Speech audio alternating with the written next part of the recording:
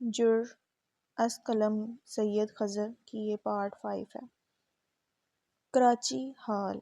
عریش کو گم ہوئے آج تیسرے دن کا سورج بھی غروب ہو چکا تھا۔ گھر میں موت کی جیسی خاموشی چھا گئی تھی، جیسے خوش اور پرفضا ہوا چلتے فاطمہ منزل تک آئے تو وہاں ہی دم توڑ تھے۔ نہ جانے اس گھر کے مکین اب تک زندہ کیسے تھے، یا شاید بس زندہ تھے، بس سانسیں لے رہے تھے۔ کراچی میں سورج ڈوبا تو آسمان پہ سیاہ بادل چھانے لگے۔ ویسے تو کراچی میں بارش براہ نام ہوتی تھی، مگر کبھی موسلا دھار برس جاتی تو پورا شہر دریا دریا ہو جاتا۔ سیاہ بادلوں پہ وقتاً فوقتاً بجلی گرجتے آج برسنے کی خبر دے رہی تھی، مگر صحن کی چارپائی پہ بیٹھے دانیال کو جیسے ان سب سے کوئی غرض نہیں تھا۔ وہ پاؤں سے بار بار زمین بجا رہا تھا، پھر ایک ہاتھ سے سر کو جاتا اور واپس فون پر کچھ سوچ کے لکھنے لگتا۔ 3 دن پہلے وہ اس اسپتال گیا تھا، مگر وہاں اڑیچ نہیں تھی۔ اسے یاد تھا کہ اسپتال سے نکلنے کے فوراً بعد ہی وہ واپس صدر کی اسی سڑک گیا تھا جہاں حادثہ پیش آیا تھا۔ وہاں اب بھی اتنا ہی رش تھا، پولیس کی گاڑی بھی وہیں تھی، مگر وہ ان تک جانے کے بجائے راہ چلتے شخص کو عریش کا حلیہ بتاتا، ان سے سوال پوچھتا، شاید کہیں نہ کہیں سے کوئی خبر خیر مل جائے۔ وہ مطلوبہ کیفے میں داخل ہوا تو وہاں بھی عجیب سی خاموشی تھی۔ وہ کاؤنٹر پر کھڑے شخص سے کچھ پوچھنے ہی والا تھا کہ اس نے سرد لہجے میں اسے ٹوک دیا، ہم سے پوچھ گچھ ہو چکی ہے، پلیز ہمیں پریشان مت کریں۔ وہ اور پریشان ہو گیا۔ حیرت تھی، شوق تھا، افسوس بھی۔ عریش کہاں تھی؟ وہ لمحوں میں کہاں جا سکتی تھی؟ ایسے کیسے ہو سکتا تھا کہ کسی کو اس کا روپ یاد نہ ہو، نہ ہسپتال والوں کو، نہ ان عام لوگوں کو؟ وہ سوچنے لگا، اب اسے اپنا دماغ چلانا تھا۔ ایک واحد راستہ جو اسے دکھائی دیا وہ پولیس تک جانا تھا، مگر کیا اسے یہ انتہائی قدم کسی سے بغیر پوچھے اٹھانا چاہیے تھا؟ اسے جو راستہ سامنے دکھا اس پہ قدم رکھ دیا۔ کیفے سے باہر نکلتے ہی اسے پولیس کی جیپ نظر آئی۔ سامنے ایک پٹھان نوجوان پولیس کی وردی میں کھڑا اپنے ساتھی سے بات کر رہا تھا۔ دانیال کے ٹوکنے پر اس نے گھوم کر سوالیہ نظروں سے اسے دیکھا۔ مجھے FIR درج کروانی ہے۔ اس کا لہجہ نرم تھا، دل میں لرزش پیدا ہو رہی تھی۔ پولیس آفیسر نے اس کے کندھے پر ہاتھ رکھا اور مسکرایا، بچے گھر سے کسی بڑے کو لے کر آؤ، ایسے ہی تیرے جیسے نوعمروں کے کہنے پر FIR کاٹتے پھرے تو ہو گیا ہمارا کام۔ اس نے ایک کہکہ بلند کیا اور ساتھی کے ہاتھ پر ہاتھ مارا۔ ہر طرف مایوسی تھی، ہر طرف سوال تھے، جواب کہیں نہ تھا، امید کہیں نہیں تھی۔ بارش تراتر برسنا شروع ہو گئی تو وہ لمحے کی دیری کیے بنا صحن سے اٹھ کر گھر میں آ گیا۔ اگلی صبح کراچی پہنچنے والا تھا۔ دانیال کو اسی کا انتظار تھا۔ وہ سب کچھ ہینڈل کر لیتا تھا، وہ سب کچھ سنبھالنے آ رہا تھا، ہر بار کی طرح وہ سب حل کر لے گا۔ وہ امید تھامے سیڑھیاں چڑھنے لگا۔ لاہور حال۔ عریش کو کراچی سے گم ہوئے آج چوتھے دن کا سورج لاہور میں چڑھ چکا تھا اور تمام لاہور کو جھلسا رہا تھا۔ وہ اوندے منہ بستر پر لیٹا تھا جب میسج کی رنگ کانوں میں گونجی۔ وہ ہاتھ کے بل اٹھا اور بیڈ کراؤن سے ٹیک لگاتے 2 تکیے سر کے نیچے ٹکا لیے۔ اس کے سر میں شدید درد ہو رہا تھا جو اب روز کا معمول تھا۔ اس نے ایک بازو سر کے پیچھے ٹکایا اور دوسرے ہاتھ سے موبائل پہ وقت دیکھا۔ صبح کے 11 بج گئے تھے۔ منہ پہ ہاتھ رکھتے اس نے جمائی روکی اور بیڈ کی دوسری طرف پڑی سفید شرٹ اٹھائی، فون کو بستر پہ رکھا اور شرٹ کو ہاتھوں سے پار کرواتے تن پر ڈال دیا۔ موبائل واپس اٹھاتے اس نے رات سے صبح تک آئے تمام میسیجز ایک ایک کر کے کھولے اور پڑھنے لگا۔ وہ اسکرول کرتا گیا، معمول کی خبریں، کچھ خاص نہیں۔ بالوں میں ہاتھ پھیرتے وہ کچھ بیزار سا فون رکھنے لگا تھا کہ ایک دم پیغام کی گھنٹی بجے۔ تارا کے میسج کی نوٹیفیکیشن چمک رہی تھی۔ اس نے پیغام کھولا اور وہ جو بستر سے اٹھ رہا تھا واپس بستر پر گر گیا۔ تارا کا پیغام دروس کے چہرے کو روشن کر رہا تھا، یا شاید منہ چڑھا رہا تھا۔ بوس، عریش از ڈیڈ۔ بہت زیادہ خون بہہ چکا تھا، میں نے کہا تھا کہ ہمیں۔ اس نے بقیہ میسج پڑھنے کی زحمت نہیں کی۔ موبائل کو بستر پر پھینکتے ہوئے وہ وارڈروب کی طرف بڑا سیاہ 2 پیس سوٹ نکالا اور واش روم کی طرف چل دیا۔ اس وقت اس کے دماغ میں جھماکے ہو رہے تھے۔ وہ کچھ سوچنا چاہ رہا تھا، مگر سوچنے سے قاصر۔ اس نے سفید شرٹ تقریباً پھینکی۔ اس کی پیٹھ پر ایک ڈریگن ٹیٹو تھا جس نے اپنے منہ میں تلوار تھامی ہوئی تھی۔ اس ڈریگن کا منہ اس کے شانے تک آتا تھا، اس کی دم کمر پر ختم ہو جاتی تھی، اس کا چہرہ اس کے شانوں پر ختم ہوتا تھا، جیسے پیچھے سے کوئی اس کے شانوں سے آگے کو جھانک رہا ہو۔ اس کی پوری پیٹھ پہ ایک سیاہ ڈریگن، اس سیاہ ڈریگن کا راج تھا، اور صرف دروس جانتا تھا کہ وہ ٹیٹو اس نے کیوں بنوایا تھا۔ وہ شاور کے نیچے کھڑا ہو گیا۔ ڈریگن گرم پانی میں بھیگنا شروع ہو گیا۔ پانی تیز رفتار سے بالوں کو تر کرتے پورے جسم پہ بہہ رہا تھا۔ اس کی آنکھیں سامنے دیوار پہ جمی تھی۔ وہ ہاتھ بالوں سے گزارتا پانی کو آنکھوں میں جانے سے روک رہا تھا۔ تھنک دروس تھنک۔ شیمپو کا جھاگ آنکھوں میں پھر بھیگ۔ اس نے آنکھیں بند کر لیں۔ Damn it, stop it. ایک بار، 2 بار وہ خود کو گالیاں دینے لگا۔ شاور سے نکل کر اس نے تولیے سے پورے جسم کو پونچھا اور واش روم سے باہر آ کر کپڑے تبدیل کرنے لگا۔ سیاہ پینٹ پر اس نے سیاہ شرٹ شانوں پر پہنی ہو اور بٹن کھلے چھوڑ کر ڈریسنگ ٹیبل تک آ گیا۔ اس کے پورے جسم پر چھوٹے موٹے زخم تھے، کچھ سینے کے پاس، کچھ کندھے کے پاس، کچھ ایبز پر، کچھ اس سے نیچے، کچھ نئے جڑ، کچھ پرانے جڑ۔ اس زخم کو نظر انداز کرتے اس نے تولیے سے بال پونچھے اور ان کو سیٹ کرنے لگا، پھر نیچے سے اوپر تک شرٹ کے بٹن بند کیے۔ بستر پہ پڑی سیاہ بیلٹ کو پکڑ لگاتے اس نے کوٹ سے بازو نکالے اور کندھے اچکاتے ہوئے کوٹ درست کیا۔ پرفیوم کی بوتل کھولی اور شرٹ کے 2 بٹن کھول کر سینے پر پرفیوم چھڑک دیا۔ بٹن کو ایسے ہی کھلا چھوڑ دیا۔ وہ گھڑی نہیں پہنتا تھا۔ اس کے سرمئی گھر میں کہیں کوئی وال کلاک نہ تھی۔ وہ سورج سے وقت کا اندازہ لگاتا یا تو موبائل پہ وقت دیکھ لیتا۔ اسے گردن میں چین اور ہاتھوں میں بریسلٹ یا انگلیوں میں انگوٹھیاں پہننا ناپسند تھا۔ اسے الجھن ہوتی تھی ان سب چیزوں سے۔ اس کے جسم پہ صرف ایک بڑی سی پینٹنگ تھی، وہ ڈریگن اس کے جسم کے ان مٹے زخموں کو چھپاتا تھا۔ وہ زخم جنہوں نے اس کا ساتھ نہیں چھوڑا تھا، وہ زخم جو اسے ان راتوں کو یاد دلاتے تھے، وہ زخم جو اسے روز منہ چڑھاتے تھے۔ اس نے ان نشانوں کو چھپانے کے لیے پوری پیٹھ پر ایک سیاہ ڈریگن بنوایا تھا۔ وہ ہر چیز کو پیچھے چھوڑ کے آگے بڑھ رہا تھا اور وہ ڈریگن اس کی زندگی کے سب سے بدترین وقت پہ پردہ ڈال دیتا تھا۔ اس نے اپنا عکس آئینے میں دیکھا اور مسکرایا۔ وہ پرفیکٹ نہیں تھا، مگر دکھ رہا تھا، کم از کم دیکھنے والوں کے لیے۔ یہ اس کا گو ٹو عام حلیہ تھا۔ تیار ہوتے اس نے اگلے آنے والے چند لمحات کے 100 سینیریوز اور ان کے حل نکال لیے تھے۔ وہ خود کو کام ڈاؤن کرنے میں کامیاب ہوا تھا۔ دماغ برق رفتاری سے کام کر رہا تھا، سوچ رہا تھا، حالات کو سمجھ رہا تھا، مگر دل شاید تارا کے اس پیغام پہ رک سا گیا تھا، مگر دل کی کبھی دروس نے پرواہ نہیں کی تھی۔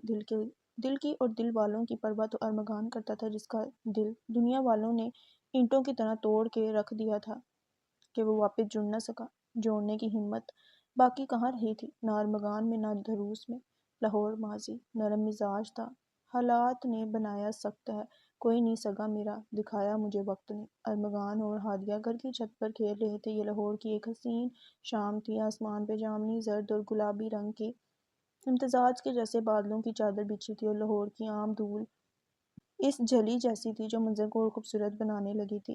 لاہور حسین تھا، پھر بات ہو نئے لاہور کی یا پھر پرانے لاہور کی۔ کھلی کھلی چھت، صاف پکی چارکول کی سڑکیں اور ٹھنڈی ہواؤں میں ڈوبا شہر اپنی خامیوں پہ اپنی خوبصورتی کا پردہ ڈال دیتا تھا۔ پرانی دیواروں میں بہت سی پوشیدہ راز دفن تھے، اچھی اور بری یادیں میرے پہنوئی آئے ہوئے ہیں۔ ارمغان اسے کھیلتے کھیلتے بار بار چھیڑ رہا تھا۔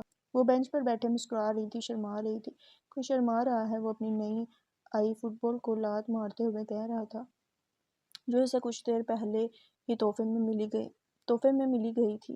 وہ دوپٹہ بار بار شانوں پر درست کرتی، کبھی روشن دان سے نیچے اپنے سسرال والوں کو دیکھ رہی تھی، پھر وہ عظیم کو دیکھتی، اور جب ارمغان اسے پھر چھیڑتا تو وہ بہانہ بنا کر منہ پھیر لیتی۔ شاید زندگی میں پہلی بار وہ اتنا کھل کے مسکرانے لگی تھی، زندگی کی پہلی خوشی پہ۔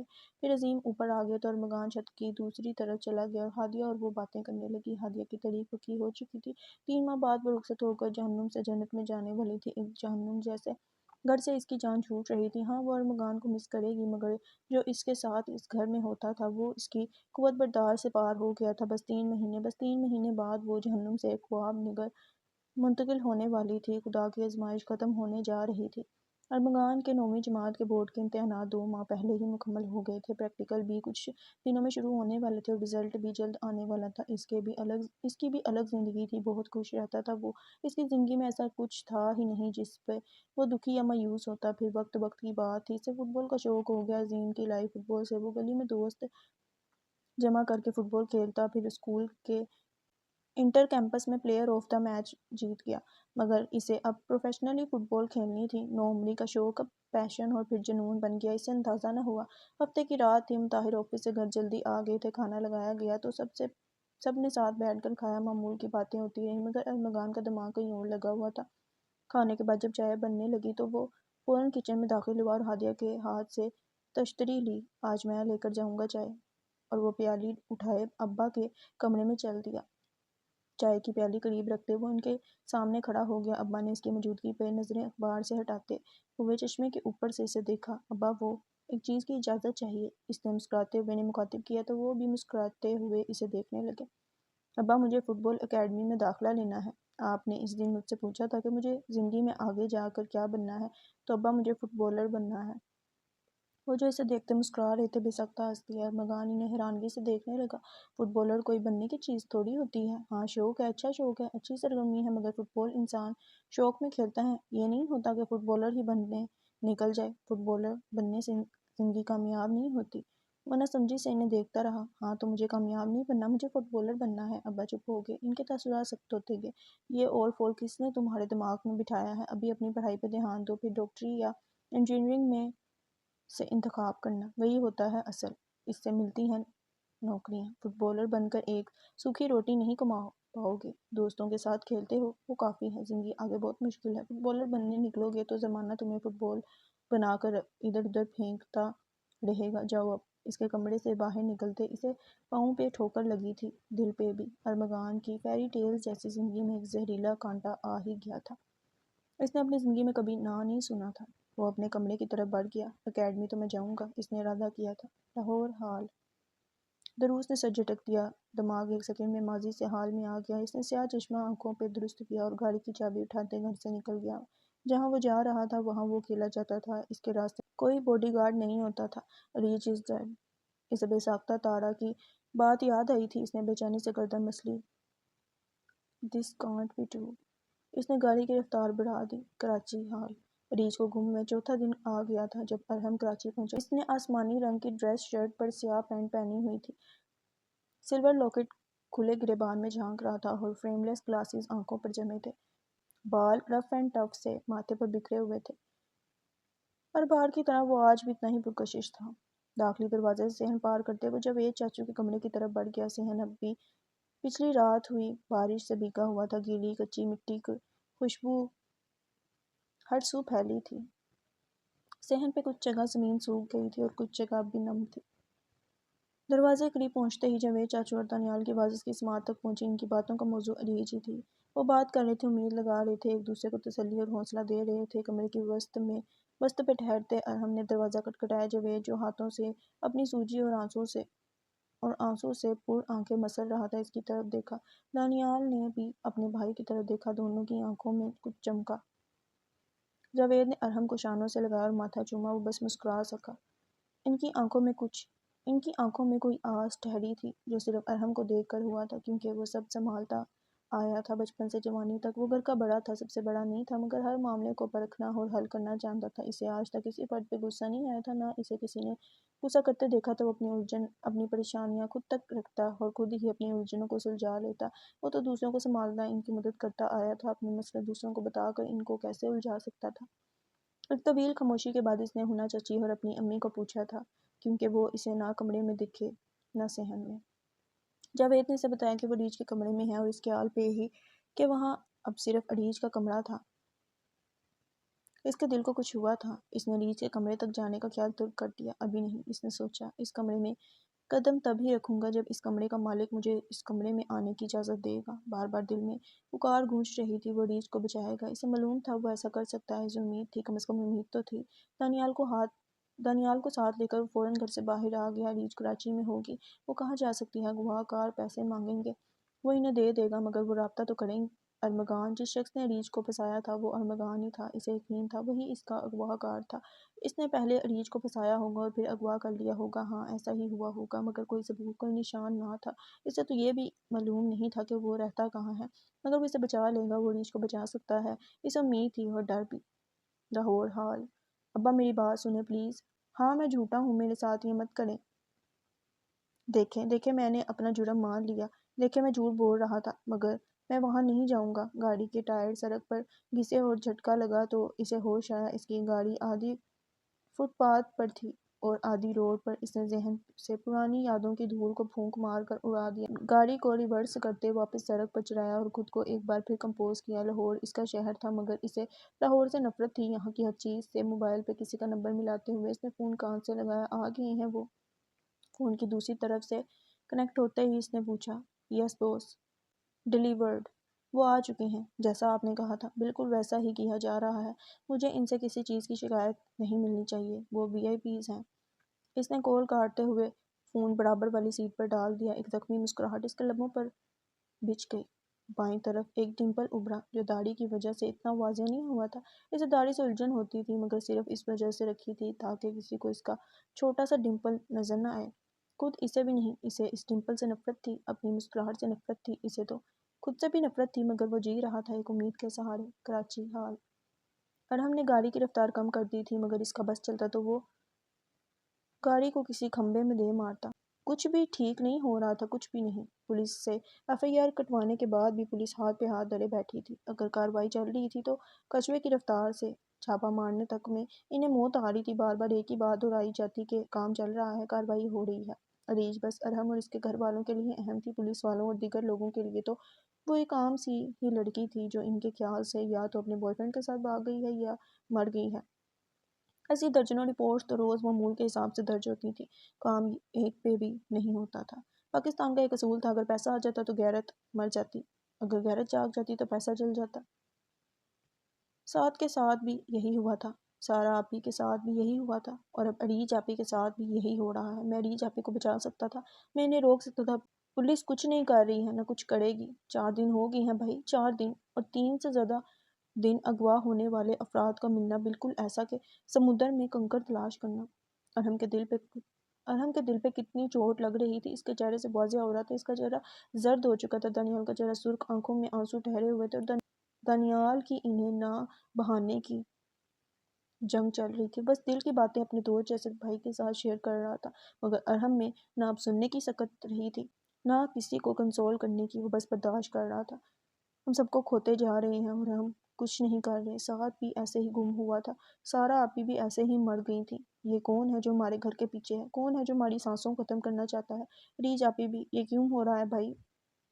وہ اپنے بھائی سے سوال کر رہا تھا مگر اس کے پاس کوئی جواب ہی نہیں تھا دینے کے لیے۔ سورج سر کے اوپر چمک رہا تھا، دل مغرب کے سورج کی طرح ڈوب رہا تھا۔ وہ گھر کی طرف روانہ ہو گئے تھے مگر فاطمہ منزل تو اب زندہ قبرستان بن چکی تھی۔ لاہور حال۔ سلائڈنگ ڈور سے اندر داخل ہوتے اس کے قدموں میں لرزش پیدا ہوئی تھی۔ وہ جو اب تک خود کو کمپوز کرتے آ رہا تھا، اب ایک عجیب سا کھچاؤ تھا جو دل پہ محسوس ہونا شروع ہوا۔ سب آسان لگ رہا تھا مگر جیسے جیسے وہ حقیقت کے قریب آ رہا تھا، سب اتنا آسان نہیں لگ رہا تھا۔ قدموں میں تیزی آ گئی۔ آج خلاف توقع اس نے ریسیپشنسٹ پہ جا کر سلام اور حال نہیں پوچھا تھا، بلکہ وہ تیزی سے لفٹ کے بجائے سیڑھیاں چڑھ رہا تھا۔ اریج از ڈیڈ۔ تارا کے الفاظ دل پہ بھاری ہوتے جا رہے تھے، وہ چاہ کر بھی ان کو جھٹک نہیں پا رہا تھا۔ وہ اریج کو دیکھنا چاہتا تھا کہ تبھی اسے تارا کی بات پہ یقین آنا تھا، یا شاید وہ یقین کرنا ہی نہیں چاہتا تھا۔ شاید وہ اریج کو دیکھنا چاہتا تھا مگر مردہ نہیں۔ عجیب معاملہ ہے دل کا، پہلے کھائی سے بچاتا ہے، پھر بچا کر اسی میں گراتا ہے، پہلے طبیعت بڑھاتا ہے، پھر مزاج سے جوگ دلاتا ہے، پھر محبت کے دھاگے بنواتا ہے، اور پھر روگ بھی خود ہی لگاتا ہے، پھر عشق کے لیے تڑپا کر عاشق بھی بنواتا ہے۔ عجیب معاملہ ہے دل کا، خود بھی نہیں جانتا ہے کہ آخر خود کیا چاہتا ہے۔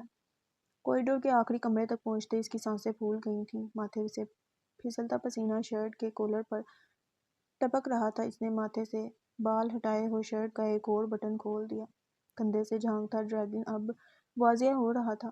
اس نے دروازے کے ہینڈل کو پکڑ کے اندر کی طرف دھکیلا، دروازہ کھلتا چلا گیا، ایک ایک کر کے منظر میں شامل چیزیں پہ نظر پڑنے لگی۔ کمرہ بالکل سفید تھا، سکون تھا۔ کونے پہ ایک بیڈ تھا اور ساتھ ایک دراز اور ٹیبل، برابر میں واش روم تھا اور بیڈ کے سائڈ پر ایک کرسی تھی۔ اس نے پہلے کرسی کی طرف دیکھا، وہاں تارا ٹانگ پہ ٹانگ جمائے کانوں میں ایئر فونز ٹھوسے مزے سے فون پہ کچھ دیکھ کر دھیمی ہنسی ہنس رہی تھی۔ دروازہ کھل کے جب پیچھے دیوار سے ٹکرایا تو تارا کی نظر دروازے کے ساتھ کھڑے وجیح شخص پہ پڑی جو اس کے برابر بیڈ پر پڑے وجود کو دیکھ رہا تھا۔ پھر آہستہ آہستہ اس کی نظریں تارا تک آئیں۔ اس کی آنکھوں میں بہت سے سوالات واضح تھے، آنکھیں حیرت زدہ، تھکی بیزار سی تھیں۔ یہ سانس لے رہی ہے، شی از فائن۔ وہ کہہ تو تارا سے رہا تھا مگر یاد دہانی خود کو کروا رہا تھا، جیسے خود کو تسلی دے رہا ہو۔ اس کی آواز بھاری ہو گئی تھی کسی کھائی سے آتے ہوئے۔ دروس کی شکل دیکھتے ہی تارا کا کہکہ چھوٹا تھا جسے وہ روک نہیں پائی۔ واٹ از دس؟ اس کی آنکھوں میں انجان سا غصہ تھا، بیزاریت بھی۔ ٹائم دیکھا ہے آپ نے؟ نیند سے اٹھانے کا اور یہاں لانے کا واحد راستہ یہی تھا۔ وہ ٹانگ پہ ہاتھ رکھتے ہوئے کھڑی ہوئی، اب بھی مسکرا رہی تھی۔ تم سیریس نہیں ہو سکتی؟ میں تمہیں فائر کر رہا ہوں۔ دونوں ہاتھوں سے منہ چھپاتے ہوئے اس نے گہری سانس بھری۔ لک، میرا آئیڈیا کام بھی آ گیا۔ وہ فاتحانہ سا مسکرائی۔ میں اٹھ گیا تھا، آ رہا تھا میں آفس۔ تم اس کی کتنی کیئر کرتے ہو دروس؟ اس کی بات کاٹتے ہوئے اس نے سوال کیا تھا۔ مسکراہٹ اب چہرے سے غائب ہو گئی تھی۔ کیونکہ یہ میرا مارک ہے۔ اس نے ریچھ کو بیڈ پہ لیٹے گہری سانسیں لیتے دیکھا۔ اس کی آنکھوں میں کچھ چمکا تھا۔ اور بھی مارک ہیں تمہارے، مگر تم اس کی کیئر سب سے زیادہ کرتے آئے ہو۔ میں نوٹ کر لیتی ہوں۔ میں اس کے چہرے کو دیکھتے ہوئے کہہ رہی تھی، ایسا نہیں۔ ڈو یو لو ہر؟ تارا نے اس کی بات کاٹتے ہوئے کہا، آئی ہیٹ ہر۔ اس نے فوراً سے چہرہ پھیر کر تارا کی طرف دیکھا۔ چہرے پہ تاثرات پل میں پتھر ہو گئے تھے۔ اگر نفرت کرتے ہو تو اتنی کیئر نہیں کرتے۔ خیر، اگر تم نہیں بتانا چاہتے تو میں ریچھ سے نفرت کرتا ہوں، مگر میں اس کی حفاظت کروں گا۔ اس نے بہت دھیمے لہجے میں ریچھ کو دیکھتے ہوئے کہا تھا، جیسے تارا کے بجائے ریچھ سے مخاطب ہو۔ لگتا ہے کوئی طویل خواب دیکھ رہی ہے۔ اس نے ریچھ کے چہرے کو بغور دیکھا تھا۔ مجھے لگتا ہے تم بھی کوئی طویل خواب دیکھ رہے ہو۔ تارا نے نظریں فون پر جھکا لی۔ دروس اسے دیکھتا رہا۔ خیر، وہ آ گئی ہیں۔ میٹنگ میں آدھا گھنٹہ رہتا ہے۔ تارا اس کو کراس کرتے دروازے کی طرف بڑھنے لگی کہ دروس نے اسے پکارا، تارا، تم ایک قابل اور ذہین ساتھی ہو۔ میرے ساتھ بہت عرصے سے کام کر رہی ہو، مگر میرے ساتھ آئندہ ایسا مذاق نہیں کرنا۔ You can leave now. اس کی نظریں واپس ریچھ پر آ گئیں۔ آف کورس مسٹر وپٹ۔ اور اس سے پہلے کہ دروس اس کا قتل اسی وقت سر انجام دیتا، وہ ہنستے ہوئے کمرے سے نکل گئی۔ دروس اکیلا کھڑا رہ گیا، گہری سانس لیتے ہوئے کرسی پر آ بیٹھا اور فون نکال کر کسی کا پیغام پڑھنے لگا۔ وقفے وقفے سے اس کی نظریں سامنے بیڈ پر بچ جاتی، جنہیں وہ فوراً جھکا لیتا اور واپس فون پر غور کرنے لگتا۔ کراچی حال۔ ایک نئی صبح، ایک نئی مسافت۔ ارحم گاڑی چلاتے کسی سوچ میں گم تھا، جبکہ برابر بیٹھا دانیال کھڑکی سے باہر دیکھتے کل رات موصول ہوئی کال کے بارے میں سوچ رہا تھا۔ پچھلی رات ارحم کو ایک کال موصول ہوئی تھی۔ شخص نے ای میل ایڈریس بھیجا اور وہاں آنے کا کہا، ساتھ اپنا نام بتایا۔ ارحم نہ اسے اس کی آواز سے پہچان پایا تھا، نہ اس کی گفتگو کے انداز سے۔ وہ شخص بہت صاف گو اور سیدھی بات کرنے والا تھا۔ آواز بھاری تھی اور اس میں عجیب سا تاثر تھا جو ارحم کے ذہن پہ نقش ہوتا چلا گیا تھا۔ اس نے کہا تھا کہ وہ عریض کے بارے میں کچھ جانتا ہے اور ان کی مدد کرنا چاہتا ہے۔ اس کی آواز، اس کے لہجے میں ایک امید تھی جو ارحم اور دانیال کے ساتھ جاوید، ہنا اور مریم کے دل سے بھی جڑ گئی تھی۔ وہ شخص جھوٹا بھی ہو سکتا تھا، فریب کار اور غلط انسان بھی ہو سکتا تھا، مگر پتہ نہیں کیوں وہ مسیحا لگتا تھا، ایسا فرشتہ جو مدد کرنے آیا ہو۔ اور جس حالات میں ارحم اس وقت تھا، وہ اس شخص کا یقین فوری طور پر کر چکا تھا۔ دھوپ کے باعث دانیال نے چہرہ گاڑی کے اندر کر لیا۔ ڈیش بورڈ پہ ایک چھوٹی سرمئی پستول رکھی ہوئی تھی۔ کچھ بھی ہو سکتا تھا۔ جہاں وہ جا رہے تھے، انہیں اپنی حفاظت میں کوئی کمی نہیں رکھنی چاہیے تھی۔ ایک گھنٹے کی ڈرائیو کے بعد وہ ایک ڈھکے چھپے علاقے میں پہنچ گئے جو لیاری سے تھوڑے اندر جا کر تھا۔ گلیاں بہت تنگ تھیں۔ سڑکیں چند دن پہلے ہوئی بارش کی وجہ سے پانی اور کیچڑ میں گم ہو گئی تھیں۔ اتنے گڑھوں کے باعث ارحم کو گاڑی گلی سے تھوڑے دور پارک کرنی پڑی۔ دونوں چھوٹے چھوٹے قدم اٹھاتے گلی میں داخل ہو گئے اور گھر گھر کا نمبر دیکھنے لگے۔ چھوٹی سی پستول بیلٹ میں مہارت سے پھنساتے ہوئے اس کی نظریں ہوشیار تھیں۔ اس نے آج سفید ٹی شرٹ پہ سرمئی پینٹ پہنی ہوئی تھی، جبکہ دانیال ٹی شرٹ اور ٹراؤزر میں تھا۔ گلی کے آخری گھر سے پہلے ایک سفید دروازے والا خستہ سا مکان تھا جس کی دیواریں بے رنگ تھیں اور سیمنٹ اور پتھر دکھ رہے تھے۔ اس مکان کا نمبر ایڈریس والے نمبر سے مل گیا تو وہ دونوں سامنے آ گئے اور ایک نظر اوپر سے نیچے اس مکان کو دیکھا جو گھر جیسا لگ رہا تھا۔ دانیال نے آگے بڑھ کر گھنٹی بجائی۔ پہلی گھنٹی پر کوئی بائی نہیں آیا۔ دانیال نے دوسری گھنٹی بجانے کے لیے قدم بڑھائے، مگر تبھی دروازہ کھلنے کی آواز آئی۔ دروازے کو دونوں ہاتھوں سے تھامے ایک لڑکی سامنے۔ اس نے ایک ہاتھ سے دوپٹہ تھاما اور منہ چھپا لیا۔ جی، کس سے ملنا ہے آپ کو؟ اس لڑکی نے جو سفید رنگت اور شفاف چہرے سے 25-26 سال کی لگ رہی تھی، جس کی آنکھیں سرمئی تھیں اور اس نے جامنی کامدار جوڑا پہنا ہوا تھا، ارحم سے پوچھا۔ ہمیں یہاں بلایا گیا ہے، ارحم نے نظریں جھکاتے ہوئے بولا۔ کس نے بلایا ہے؟ دروازہ کھولنے کے بجائے اس نے پھر سوال کیا۔ اس کے سوال پر ارحم نے اس شخص کا نام پوچھا جس نے اسے کل کال پہ اپنا نام بتایا تھا۔ اسے وہ نام یاد تھا، ایس پی حیدر ذوالفقار نے۔ اس نے بہت ہلکے سے کہا اور پھر ارحم نے اس لڑکی کو دیکھا جس کی آنکھیں اس کے نام لینے پہ پل بھر کو چمکی تھیں۔ ان سرمئی آنکھوں میں کچھ یہاں ہوا تھا جسے وہ جانچ نہیں پایا۔ لڑکی نے کوئی اور سوال کیے بغیر دروازہ کھول دیا اور خود ایک طرف کھسک گئی۔ وہ اندر آئے تو انہیں مکان کا اصل اندازہ ہوا۔ گھر باہر سے جتنا خستہ اور کچا لگ رہا تھا، اندر سے اتنے ہی اچھے سے تعمیر کیا گیا تھا۔ شاید اس کا کام چل رہا تھا، اس لیے باہر سے وہ ایسا تھا۔ داخلی دروازے کے سامنے ایک لمبی راہداری تھی اور چند کرسیوں پہ اکا دکا عورتیں بیٹھی باتیں کر رہی تھیں۔ دیواروں پہ رنگ برنگی تصویریں آویزاں تھیں جو اکثر اسکول و مدارس میں لگائی جاتی ہیں۔ داخلی دروازے کے ساتھ ہی سیڑھیاں تھیں جو دوسری اور تیسری منزل تک جاتی تھیں۔ سیکنڈ فلور پہ سامنے والے کمرے یا پھر آفس میں ہوں گے وہ۔ ارحم نے غور کیا تھا کہ اس لڑکی کی آواز بہت پھٹی پھٹی سی تھی، جیسے کسی مرد کی بھاری آواز ہوتی ہے۔ اس لڑکی کے بال ڈھکے ہوئے تھے، مگر جھلکیوں سے واضح ہوتا تھا کہ اس کے بال گہرے بوڑھے اور لمبے ہیں۔ وہ دونوں ایک کے بعد ایک سیڑھی پھلانگتے ہوئے دوسری منزل تک پہنچ گئے تھے۔ ارحم کا ہاتھ پینٹ میں چھپی پستول پہ بار بار پہنچ رہا تھا۔ دوسری منزل تک پہنچتے جو سب سے پہلی آواز ان کی سماعتوں سے ٹکرائی تھی وہ بچوں کی بے ہنگم شور شرابے اور استاذہ کی زوردار آواز میں کوئی سبق پڑھانے کی تھی، جیسے وہ واقعی کوئی اسکول تھا اور وہاں کلاسز چل رہی تھیں۔ دوسری منزل پہ دو الگ الگ کوریڈورز نما راہیں تھیں، جن کے شروع میں ایک کمرہ تھا اور سیڑھی کے پاس ایک آفس تھا۔ آفس کے اندر دو لوگ کسی بات میں مصروف تھے۔ ایک شخص ڈیسک پہ جھکا کوئی کاغذات دیکھ رہا تھا، دوسرا شخص ڈیسک کی کرسی پر براجمان تھا۔ ارحم نے جیسے ہی دروازے پر دستک دی، ڈیسک پہ جھکا ہوا مرد ان کی طرف مڑا اور اس کا چہرہ اور جسم ان دونوں کو واضح ہوا۔ وہ کوئی 30 سے اوپر کی عمر کا نوجوان تھا، جس نے کریم کلر کی ڈریس پینٹ پہ سفید رنگ کی ڈریس شرٹ پہن رکھی تھی۔ کالر کا بٹن کھلا ہوا تھا اور گردن سے کریم کلر کی ٹائی لٹک رہی تھی، جس کا نوٹ ڈھیلا تھا۔ شرٹ کی آستینیں کوہنیوں سے تھوڑے نیچے تک فولڈ تھیں۔ اس شخص کی رنگت گندمی تھی اور چہرے کے نقوش لوہے کی دھار کی طرح سخت۔ ماتھے سے آنکھوں کو پار کرتے اور لبوں تک ایک بہت ہلکا سا نشان تھا، جو کسی بہت پرانے زخم کی نشاندہی کر رہا تھا، جس کا اب صرف نشان رہ گیا تھا۔ چہرے پہ موجود ہلکی سیاہ داڑھی جو نفاست سے تراشی ہوئی تھی، بال چھوٹے چھوٹے کٹے ہوئے تھے جو زیادہ تر سیاہ تھے، مگر سفید بالوں کی جھلک دکھ رہی تھی۔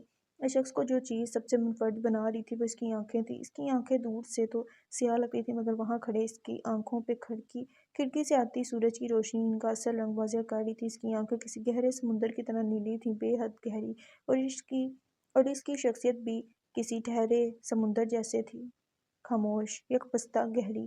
آپ ارحم ہیں، رائٹ؟ مجھے بولا تو اس کی آواز بے حد بھاری تھی، اور اس کا دھیما اور خاموش لہجہ اس کی آواز کو اور گہرا کرتے جا رہا تھا۔ وہ ایسے بولتا تھا جیسے سرگوشیوں میں بات کر رہا ہو۔ اور آپ ایس پی حیدر ذوالفقار؟ اس نے دانیال کے سوال کا جواب سوال مکمل ہونے سے پہلے دے دیا تھا۔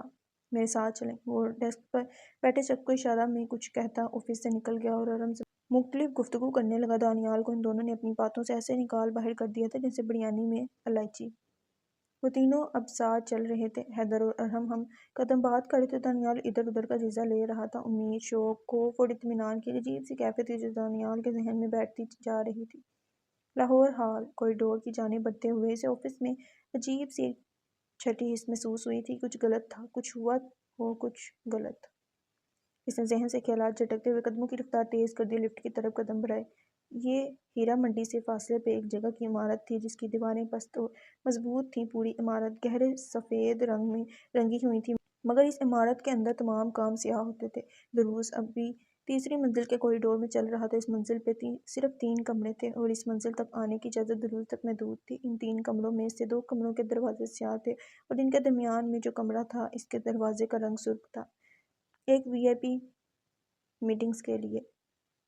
ایک کولڈ روم تھا جہاں کیمیکلز کے ڈرم ہوتے تھے تاکہ باڈی ڈسپوز ہو جائے، اور تیسرا جو سب سے منفرد تھا وہ ریڈ روم تھا۔ وہ کوریڈور کے آخری والے کمرے کی طرف بڑھ رہا تھا۔ وہ سیاہ دروازے کے قریب آیا اور دروازہ کھلا۔ یہ واحد کمرہ تھا جس کی دیواریں سیاہ تھیں۔ اس کمرے میں کوئی روشنی نہ تھی، نہ کوئی بلب۔ کمرہ ایک چوکور سا ڈبہ لگتا تھا جس کی ایک دیوار کے بالکل اوپری کونے پر ایک چھوٹی سی کھڑکی تھی جو برائے نام روشنی کا ذریعہ تھی۔ یہ میٹنگ روم تھا، یہاں بosses، لیڈرز اور بائرز کی میٹنگز ہوتی تھیں، اور ان میٹنگز کا ایک وقت مقرر تھا۔ ہر میٹنگ صرف دن کے وقت 3:02 پہ ہوتی تھی۔ ہر ملاقات کا ایک ٹائم لیمٹ تھی، صرف 4 منٹ، نہ 1 سیکنڈ اوپر نہ 1 سیکنڈ نیچے، کیونکہ یہ واحد وقت تھا جب اس کھڑکی سے آتی سورج کی روشنی کا زاویہ سیاہ کمرے کے درمیان رکھی ٹیبل پر ہوتا تھا۔ ٹیبل کے آمنے سامنے 2 کرسیاں تھیں۔ سورج کی روشنی صرف ٹیبل کو چمکاتی تھی، اس کی روشنی کرسیوں تک نہیں آتی تھی۔ کرسیاں سائے میں رہتیں جبکہ ٹیبل روشن، اس سے وہاں بیٹھے لوگوں کے چہرے واضح نہ ہوتے۔ ٹیبل کی روشنی صرف اس لیے کام آتی تاکہ روشنی کی بدولت دیکھا جا سکے اور پیسے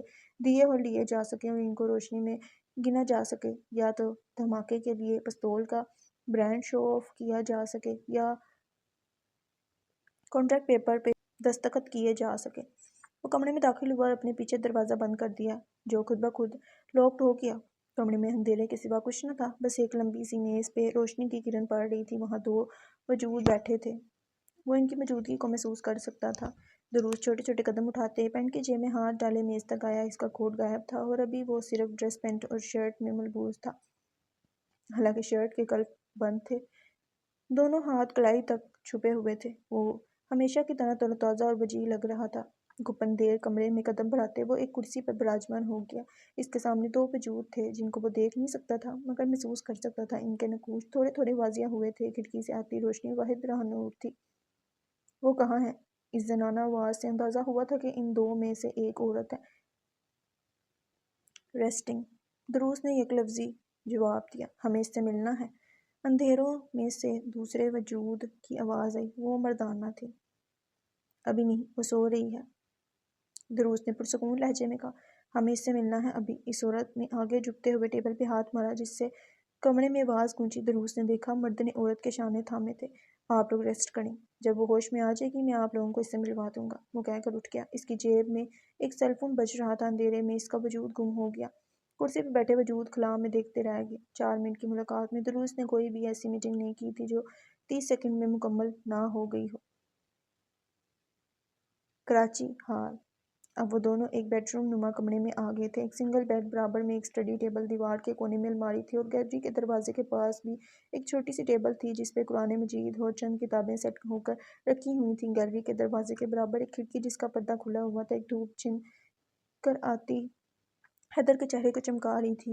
وہ گریل پکڑے باہر کے مناظر دیکھ رہا تھا۔ ارحم اور دانیال اس کی پشت۔ وہ کچھ بولنے ہی والا تھا کہ کھلے دروازے پہ دستک ہوئی۔ حیدر نے چہرہ موڑ کے دیکھا اور اس کے چہرے پہ کوئی سایہ سا گزرا۔ اس کی نیلی آنکھوں میں سمندر سی لہریں اٹھیں جو ظاہر ہونے سے پہلے ہی بیٹھ گئیں۔ دروازے کے قریب وہی لڑکی کھڑی تھی جس سے ارحم اور دانیال پہلے ملے تھے۔ اس نے اب بھی وہی لباس پہنا ہوا تھا، بس ایک شال اوڑھ لی تھی اضافی۔ روم 10 میں آپ کو بلا رہے ہیں۔ اس کی آواز سنتے ہی انہوں نے حیدر کو دیکھا۔ اس کے چہرے پہ مسکراہٹ سی تھی۔ پھر اس نے ارحم اور دانیال کو دیکھا تو مسکراہٹ فوراً سمٹ گئی۔ وہ ان کی سوالی نظریں دیکھتے ہوئے گویا ہوا۔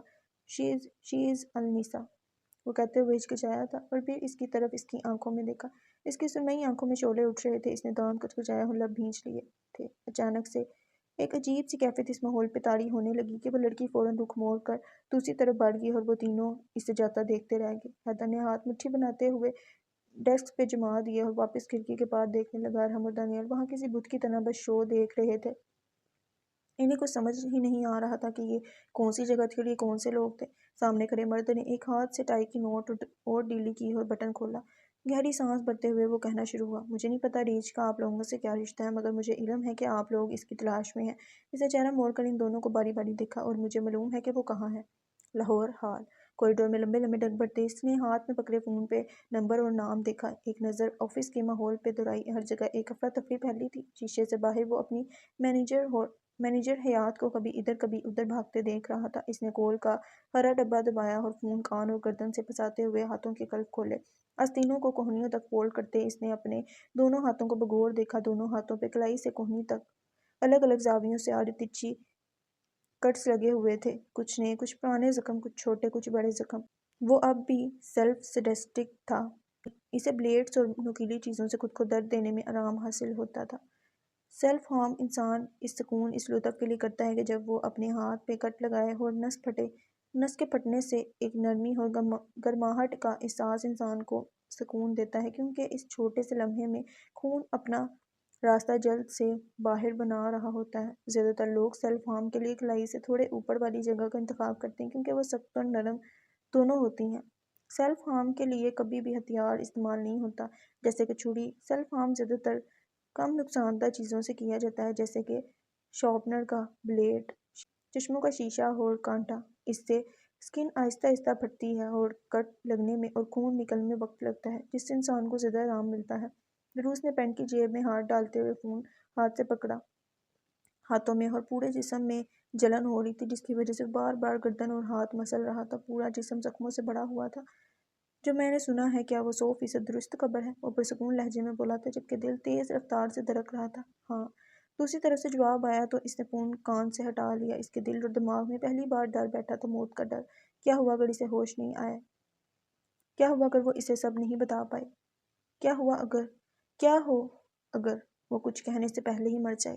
نہیں، وہ ایسے نہیں مرنا چاہتا تھا۔ اسے موت قبول تھی مگر ایک پرسکون اختتام کے ساتھ۔ وہ بھی نہیں مرنا چاہتا۔ وہ ابھی نہیں مر سکتا۔ ابھی نہیں۔ اس نے فون پہ ایک اور نمبر ملایا۔ پلین ہائی جیک کروانی ہے۔ امید ہے تم اس کام میں ماہر ہوگے۔ کال کنیکٹ ہوتے ہی اس نے کہا تھا، کراچی ہال۔ مجھے معلوم ہے کہ وہ کہاں ہے۔ وہ اب بھی دونوں کی شکلیں دیکھ رہا تھا جو بت بنے اسے ہی دیکھ رہے تھے، اور صرف اریج اغوا نہیں ہوئی ہے، عریج کے علاوہ 40 عورتیں اور بچے ہیں جو پچھلے 5 سالوں میں اغوا ہوتے گئے ہیں۔ اس نے سانس لینے کا وقفہ لیا۔ ارحم اور دانیال کی جیسے سانسیں رک چکی تھیں۔ ایک پولیس آفیسر ہوتے ہوئے مجھے یہ کہتے افسوس ہوتا ہے کہ پاکستان کی پولیس خاص کر کے کراچی کی چالان کاٹنے کے لیے ہر وقت ہر جگہ موجود ہوتی ہے، مگر چھاپہ مارنے اور فورینسک نکالتے انہیں موت پڑتی ہے۔ آپ کی درج کی گئی FIR پر زیادہ سے زیادہ 2 ہفتے کام کیا جائے گا۔ اگر ان میں وکٹم مل گیا تو واہ واہ، اور نہیں ملا تو منہ پہ آپ کو خدا حافظ کہہ دیا جائے گا۔ آپ زیادہ پیسے مانگتے ہیں، آپ زیادہ پیسے مانگنے نکلیں گے تو یہ تو الزام آپ کے اوپر آئے گا، یا پیسوں کا ریل پہ لگانے کا کہا جائے گا۔ ارحم نے کرسی کا کونا تھام لیا، حیدر نے منہ موڑ لیا، دانیال نے سر جھکا لیا۔ یہ ریسکیو اور لرننگ سینٹر ہے، پرائیویٹ، جن سب کو آپ نے اب تک دیکھا ہے وہ تمام ریپ اینڈ اسالٹ وکٹم ہیں، بشمول بچے اور بوڑھے، لڑکے اور لڑکیاں۔ ہمارے معاشرے میں پیڈوفائلز اور ریپسٹ پائے جاتے ہیں۔ ہر 10 میں سے 3 لوگوں نے کسی نہ کسی طریقے سے وائلنس اختیار کیا ہوتا ہے، چاہے وہ گھر ہو یا ورک پلیس۔ اس کا چہرہ دوسری طرح تھا اور ارحم کی آنکھوں میں کچھ جل رہا تھا، شاید نفرت، شاید بدلے کی آگ، یا شاید کچھ اور۔ اس کے جسم پہ کچھ رینگا تھا۔ 1.5 سال کی کوشش کے بعد ہم نے ریچھ کے ساتھ ساتھ ان 40 وکٹمز کو بھی مارک کر لیا ہے جو پچھلے 5 سالوں سے گم ہیں۔ ان میں ریچھ کا سب سے آخری اور نیا نمبر ہے۔ اس نے دونوں کے تاثرات دیکھنے کے لیے پھر چہرہ موڑا۔ وہ ٹھیک ہیں؟ اب کی بار دانیال نے پوچھا تھا جبکہ ارحم کسی سوچ میں گم تھا۔ ان دونوں کا خیال تھا وہ کوئی تاوان والے اغوا کار ہیں۔ ان کا خیال تھا ریچھ کراچی میں ہے۔ میں جھوٹی امید اور دلاسا نہیں دے سکتا۔ ہم انہیں ٹریک کر رہے ہیں۔ وہ ہیرا منڈی اور لاہور کے نہایت چھپے ہوئے علاقے میں بس رہی ہیں۔ اس نے سر جھکایا۔ مگر یہ سب کون چلا رہا ہے؟ یہ بزنس ہے، جیسے ڈیٹنگ ایپس ہوتی ہیں۔ یہ کاروبار ہے۔ یہاں سے ڈارک ویب کا لنک بھی جڑتا ہے۔ اس کو کوئی ایک آدمی یا پارٹی نہیں چلا رہا، بلکہ سب نے اس میں اپنا حصہ لیا ہوا ہے اور گروپس میں بٹے ہوئے ہیں۔ کچھ گروپس پیڈوفائلز کے ہیں جو بچوں پہ تشدد کے پیسے، کچھ پورن ایڈکٹ ہیں جو پورنوگرافی کے لیے پیسے دیتے ہیں، کچھ سیڈسٹک ہیں جو دوسروں پر ٹارچر کرواتے ہیں، اور کچھ سیلف سیڈسٹک ہیں جو خود پر ٹارچر کر کے پیسے کماتے ہیں۔ یہ سارے وکٹمز، یہ سارے معصوم لوگ مال ہیں۔ یہ اسمگل ہوتے ہیں Bangkok, Hong Kong, Tokyo, Nepal, Ohio اور نہ جانے کہاں کہاں۔ سمجھو یہ ایک سوسائٹی ہے جیسے سینڈیکیٹ ہوتی ہے۔ امید بھی کہ شے ہے، جھوٹ اور تسلی کے درمیان ڈگمگاتی رہتی ہے، دل کی 2 شاخوں کو ایک دھاگے سے باندھے رکھتی ہے۔ مگر ہماری مدد کیوں کر رہی ہیں آپ؟ تجسس بھرے لہجے میں ارحم نے اس سے پوچھا، اور وہ ارحم سے قد میں تھوڑا چھوٹا تھا، 5 فٹ 9 انچ۔ بال سیاہ تھے، چھوٹے چھوٹے کٹے ہوئے تھے، مگر اس کا دھڑ کسترتی تھا۔ آپ کو اپنی کزن زندہ سلامت نہیں چاہیے؟ مگر ہماری مدد سے آپ کو کیا فائدہ؟ آپ کیوں کر رہی ہیں؟ مشقت مفت کے لیے؟ ارحم کا دل شاید پہلی بار منفی سوچ رہا تھا۔ اغوا کار کے پاس میری ایک چیز ہے جو مجھے اس سے حاصل کرنی ہے، اس نے طنزیہ مسکراتے ہوئے کہا، اور وہ کیا ہے؟ ناٹ یور میٹر، وہ کہتے ہوئے ان دونوں کے قریب آئے۔ آپ لوگوں کو ابھی صرف ریچھ کی خیریت کی فکر ہونی چاہیے، باقی باتیں بعد میں۔ چائے پی کے جائیں گا؟ آپ لوگ میرے مہمان ہیں آج کے لیے، مگر امید ہے کہ جلد پارٹنرز بننے کے لیے تیار ہوں گے۔ وہ کندھے پہ ہاتھ رکھ کر دروازے سے سلام کرتے نکل گیا۔ ہال، لاہور۔ خود کو نارمل کرتے اس نے 2nd فلور پر موجود سفید کمرے کا دروازہ دھکیلا جہاں بے ہوش بے جان عریش دنیا کے اصل سے بے خبر ایک طویل خواب کے سلسلے میں کھوئی ہوئی تھی۔ وہ دروازے سے ٹیک لگائے، دل میں ایک امید جگائے اسے دیکھ رہا تھا، ساتھ ساتھ فون پر بات کر رہا تھا، جبکہ دماغ کہیں اور الجھا ہوا۔ سر کو انفارم کرو، جا کر حل تلاش کرو۔ میرا سر کیوں کھا رہے ہو؟ یہ میرا سر درد نہیں ہے، برانچ میری ہے، مگر اب اگر ہم پکڑے جانے والے ہیں تو اس کو روکنے کے لیے میں کچھ نہیں کر سکتا۔ وہ بہت دھیمے اور آہستہ آہستہ بات کر رہا تھا۔ ہم لاہور سے بینکاک زندہ جائیں گے یا نہیں، یہ سر کے ہاتھ میں ہے، اور مجھے تو موت کا کب سے انتظار ہے۔ مجھے نہیں پتا کہ اس گالی SP نے ہمیں کیسے ٹریک کیا۔ میرے پاس اس حوالے سے کوئی پلان نہیں تھا۔ Security is not my department, یہ میرا کام نہیں۔ وہ دوسرے شخص کی بات کا جواب دے رہا تھا۔ سیاہ شرٹ پہ اب سیاہ کوٹ بھی موجود تھا۔ اس نے نگاہ بیڈ پر لیٹے وجود پر مرکوز کی، اور پھر اس نے وہ ہوتے دیکھا جس کو دیکھنے کے لیے اس نے نہ جانے کتنے دن انتظار کیے تھے۔ اس نے لمحوں میں لائن کارڈ کا فون جیب میں ڈال دیا، ہاتھوں کی مٹھی لبوں پہ سمٹے وہ اسے دیکھے گیا ایک آخری موقع۔ پہلی بار جب اس کی آنکھ کھلی تو آنکھوں میں پانیوں نے سب دھندلا کر دیا۔ اس سے بس کچھ سفید سی جھلک نظر آئی۔ دوسری دفعہ جب اس کی آنکھ کھلی تو اسے اپنے سر کے اوپر گھومتا پنکھا دکھائی دیا۔ آنکھوں اور منظر کے ارد گرد سب سفید تھا، موت جیسا سفید۔ وہ کہاں تھی؟ بے حد تکلیف کے باعث اس نے آنکھیں پھر موند لیں۔ تیسری بار جب اس کی آنکھ کھلی تو اسے یک ہوا کا احساس ہوا، جیسے اس کا پورا جسم سردی میں جم رہا ہو۔ اس نے آنکھوں کو اوپر نیچے دائیں بائیں گھمایا، اسے اس سفید کمرے میں ایک سیاہ وجود کی جھلک نظر آئی۔ وہ کیا تھا؟ کوئی سایہ، کوئی وہم یا کوئی… وہ کہاں تھی؟ کیا وہ زندہ تھی؟ اس نے آنکھیں پھر موند لیں، مگر اب دماغ جاگ رہا تھا۔ چوتھی بار جب اس کی آنکھ کھلی تو اسے منظر صاف دکھائی دیا۔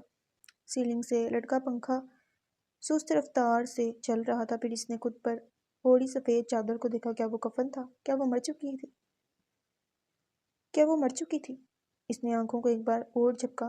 پانی کی ایک بوند آنکھ سے بہہ کر کان کی لو میں چلی گئی۔ اس نے اپنے پاؤں کو ہلانے کی کوشش کی، پھر ہاتھوں کو اٹھانے کی کوشش کی۔ حرکت ہو رہی تھی، مگر شدید درد بھی تھا جو کہیں اندرونی جسم میں اٹھ رہا تھا۔ اسے اپنے سے دور ایک آہٹ سنائی دی۔ دروازہ! ہاں، کوئی دروازہ بجا تھا، لکڑی کا، دراز بند ہونے کی آواز۔ اس نے آنکھیں ایک بار پھر بند کر لیں۔ پانچویں بار جب اس کی آنکھ کھلی تو حال کے ساتھ ساتھ ماضی کی جھلکیاں بھی ذہن میں ابھرنے لگیں۔ وہ کہاں تھی؟ نہیں جانتی تھی، مگر اس کے ساتھ آخری دفعہ کیا ہوا تھا اسے یاد آنے لگا۔ ٹرک، سڑک، چیخ شور، سفید خون، سیاہ اندھیر۔ ایک درد کی ٹیس پاؤں کی رانوں میں اٹھی اور اسے یاد آنے لگا آخری بار جب وہ ہوش میں تھی تو اسے کسی چیز نے ٹکر ماری تھی۔ اس کے سامنے کچھ ہوا تھا تو وہ اس کا ٹرک سے ہوا ایکسیڈنٹ تھا، مگر اس سے پہلے کیا ہوا تھا؟ وہ صدر کیوں گئی تھی؟ وہ بھاگ کیوں رہی تھی؟ اس کے ماتھے پر لکیریں ابھری تھیں۔ اس نے آنکھیں بند کر لیں۔ تم نے، ارمغان، ہوس، دروس۔ اس کی آنکھیں ایک بار پھر کھلیں۔ قتل، سعد، سارہ، ارمغان۔ اس کی آنکھیں ایک بار پھر بند ہو گئیں۔ کیفے، گھڑی، موت، دروس۔ اس کی آنکھیں ایک بار پھر کھلیں۔ تکیے سے سر اٹھا کر اس نے ادھر ادھر دیکھا۔ اس کا دم گھٹ رہا تھا۔ قتل، خون، ہوس، ارمغان۔ اس کی ناک سردی کی وجہ سے سرخ ہو گئی۔ اس کا جسم یک ہو رہا تھا۔ اس نے جھٹکے سے ہاتھ ناک پر رکھا اور نظر گھما کر کمرے کو دیکھا۔ اس کی نظریں اس سفید کمرے کے دروازے پر گئیں جہاں ایک سیاہ وجود ٹیک لگائے اسے ہی دیکھ رہا تھا۔ ارمغان نہیں، دروس، دروس نہیں، ارمغان۔ پھر اس کی سانسیں چند پل کو ٹھہر گئیں۔ ہاتھوں کے ذریعے جسم کو جان دیتے اس نے خود کو سیدھا بٹھایا۔ ہر پل، ہر بات، ہر یاد ذہن کے گہوارے میں رقصاں تھی۔ گردن کے پیچھے، تلوں کے نیچے، شانوں سے ٹانگوں تک، انگلیوں سے ہاتھوں تک، جسم کا ایک ایک حصہ درد کر رہا تھا، مگر دماغ بستر پہ بیٹھے اس کے دماغ کے ہر کونے میں سامنے کھڑے اس شخص کا بسیرا تھا۔ اس کی باتیں، اس کی حرکات، اس کی جھلکیاں، اس کا ہر کچھ صاف صاف دل و دماغ میں بس چکا تھا۔ اور اس نے اپنے پیروں سے موٹی چادر ہٹائی۔ پھر اس نے اپنے لباس کو دیکھا۔ وہ سفید لباس میں ملبوس تھی، مگر وہ والا نہیں جس میں اس نے خود کو آخری بار دیکھا تھا۔ یہ ڈھیلا ڈھالا سا لباس تھا جو اکثر ہسپتال میں ہوتا ہے۔ اپنے وجود سے نظر ہٹاتے اس نے دروازے سے ٹیک لگائے شخص کو دیکھا جس کے لب وا تھے اور سیاہ آنکھیں کسی سوچ میں گم تھیں، جیسے وہ کچھ کہنا چاہتا ہو مگر کہہ نہیں پا رہا ہو۔ اسے مسلسل ایسے کھڑا دیکھتے اس کی آنکھیں ماضی کی یادوں سے جل اٹھی تھیں۔ گرم پانی آنکھوں میں جمع ہونے لگا۔ وہ لڑکھڑاتے ڈگمگاتے قدموں سے اٹھی اور آہستہ آہستہ اس کی طرف لنگڑاتی ہوئی بڑھنے لگی۔ دل میں ایک طوفان مچا تھا۔ دل میں نفرت کے سوا کوئی جذبہ باقی نہ رہا تھا۔ سیاہ شرٹ پر، سیاہ کوٹ پہنے، دیوار سے بازو ٹکائے، پاؤں کو کینچی کی صورت ملائے، وہ معنی خیز مسکراہٹ کے ساتھ اسے دیکھ رہا تھا۔ کوٹ کی جیب سے سیاہ سن گلاسز جھلک رہے تھے۔ شاید وہ کہیں جا رہا تھا یا کہیں سے آ رہا تھا۔ سیاہ شرٹ کے اوپری دو بٹن کھلے ہوئے تھے جن سے گردن پہ بنا ڈریگن صاف دکھ رہا تھا۔ ساتھ سینے اور کسرتی دھڑ کی ایک جھلک واضح ہو رہی تھی۔ گردن سے سینے تک اس کی جلد سرخ ہو رہی تھی، جیسے کسی نے بے رحمی سے گردن کو مچلا ہو۔ وہ لڑکھڑاتی ہوئی اس کے قریب آئی، حتیٰ کہ وہ اس کے اتنے نزدیک آ گئی کہ سانسوں کا خارج ہونا دل کی دھڑکن سے زیادہ صاف سنائی دینے لگا۔ ذہن میں کیفے سے سڑک تک اور روشنی سے اندھیرے تک کے تمام واقعات ترتیب پانے لگے۔ اور پھر اس نے ایک جھٹکے سے ارمغان کا گریبان تھاما تھا۔ جانور! تم جانور ہو! تم مجھے مار دینے والے تھے! تم مجھے قتل کرنے والے تھے! وہ اتنے زور سے چلائی تھی کہ سفید کمرہ گونج اٹھا۔ اس کے بال بکھرے ہوئے تھے، حلق پھٹ رہا تھا۔ اس کی کالر پہ گرفت اور مضبوط اور جاہرانہ تھی۔ وہ بار بار ایک ہی بات دہرائی جا رہی تھی اور وہ تھوڑا آگے جھکا اور مسکراتے ہوئے اسے دیکھ رہا تھا، جیسے اس کے عمل اور اس کی حرکت اور اس کے لبوں سے نکلتی گالیوں اور جملوں کا اس پہ کوئی اثر نہیں ہو رہا تھا۔ دروس بس اس کی آنکھوں کو دیکھ رہا تھا۔ وہ زندہ تھی، وہ اٹھ گئی تھی، اس کے پاس ایک موقع تھا۔ وہ زندہ تھی، اس کے پاس ایک چانس تھا۔ وہ کسی طلسم میں ڈوب چکا تھا۔ اڈیج کی آواز میں اب بھی گونج اور بھاری پن تھا۔ اس کی آواز اس کے حسین طلسم کو خراب کر رہی تھی۔ ارمغان نے اس کی باتوں کو نظر انداز کرتے ہوئے آہستہ سے ایک ہاتھ پینٹ کی جیب سے نکالا اور نظریں قریب کھڑے وجود پر ہی جمی ہوئی تھی۔ اس کا ہاتھ پستول ہولڈر کی طرف جا رہا تھا۔ میں مر جاتی۔ تم مجھے مارنے والے تھے۔ تم نے مجھے وہ چیخ رہی تھی، چلا رہی تھی، سب تمہارا پلان تھا، تم نے مجھے ٹریپ۔ اچانک اس کے بولتے لب تھم گئے، چلتی زبان کسی ٹھنڈے کڑوے ذائقے کی وجہ سے رک گئی۔ کوئی عجیب سی شے اس کے حلق میں رفتہ رفتہ گھستی جا رہی تھی۔ وہ کوئی نالی جیسی سخت چیز تھی، شاید کوئی لوہا۔ کمرہ ہر آواز سے پاک بالکل ساکت ہو گیا تھا، سانس کی آواز بھی تھم گئی تھی۔ عریش نے اپنی پھٹی پھٹی نظروں میں دیکھا کہ ارمغان کا ایک ہاتھ اب بھی پینٹ کی جیب میں ہے، جبکہ اس کا دوسرا ہاتھ ایک چھوٹی سی پستول پہ جمع ہوا تھا، جسے اس نے ریچھ کے بولتے لبوں کے درمیان منہ کے اندر گاڑ دیا۔ پستول لمحوں میں ریچھ کے لبوں کو جدا کرتی اپنا راستہ بناتی زبان اور پھر زبان سے حلق تک جا پہنچی تھی۔ لب بالکل جدا ہو گئے تھے اور ان زرد لبوں کے درمیان پستول کا سرمئی لوہا پھنسا ہوا تھا۔ دروس گہری مسکراہٹ کے ساتھ ہاتھ کو جنبش دیتے رفتہ رفتہ پستول کو اوپر اور ریچھ کے حلق کے اور اندر تک گھساتا جا رہا تھا، اور ریچھ کی گردن سے جڑا منہ پستول کے اشارے سے اوپر کی طرف اٹھتا جا رہا تھا۔ دروس کا ایک بازو اب بھی دروازے سے ٹکا ہوا تھا اور ترچھا پاؤں کو ایک ہی انداز میں کراس باندھے کھڑا اپنی سیاہ آنکھوں سے اسے اپنی پستول کے اشارے کی پیروی کرتے دیکھ رہا تھا۔ ایک جوتا زمین کو چھو رہا تھا، دوسرے جوتے کی محض صرف نوک۔ ریچھ کی دبی دبی سی چیخ اور کراہ سے محظوظ ہوتے اس نے دوسرے ہاتھ کو جیب سے نکالتے ہوئے ایک انگلی کو لبوں پہ رکھا اور اسے چپ رہنے کا اشارہ کرتے مسکراہٹ دبائی۔ جب تم چپ رہتی ہو، خدا کی قسم بس تبھی اچھی لگتی ہو۔ وہ اس کے کان کے قریب جھک کر سرگوشی میں بولا تھا۔ ریچھ کے یک جسم میں کرنٹ سا دوڑ اٹھا۔ دروس نے اپنا سر پیچھے کر لیا۔ کمرے کے سناٹے میں پستول کے لوڈ ہونے کی آواز گونجی تھی، ساتھ ریچھ کی التجائی آواز اور چیخ۔ اس کی آنکھیں حیرت سے اور پھٹ گئی تھیں۔ اس نے 2 لمحوں میں اس کے سینے سے اپنے ہاتھ اٹھائے اور اس کے سامنے دونوں ہاتھوں کو جوڑ دیا۔ اس کی آنکھوں سے آنسو ٹپکے تھے۔ تو ایکیورس، کیا تمہیں یہاں ایسے ہی شوٹ کر دوں؟